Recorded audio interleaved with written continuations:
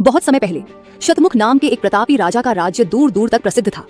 प्रारंभ में राजा धर्मप्रिय और न्यायप्रिय था, लेकिन समय के साथ वह विलासिता और अहंकार में लिप्त हो गया।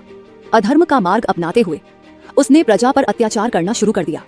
उसकी क्रूरता से प्रजा दुखी हो गई और ऋषि मुनियों ने उसे समझाने का प्रयास किया, लेकिन राजा ने उनकी बातों की अवहेलना की।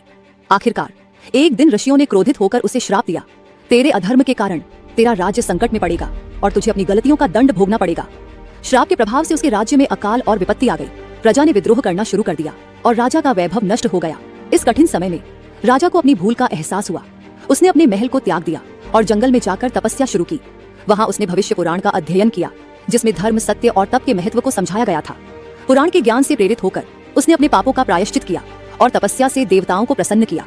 ऋषियों ने उसकी तपस्या और पश्चाताप से प्रसन्न होकर उसे क्षमा किया। राजा शतमुख ने राज्य लौटकर पुनः धर्म का पालन किया, प्रजा की सेवा की और राज्य को समृद्ध बनाया।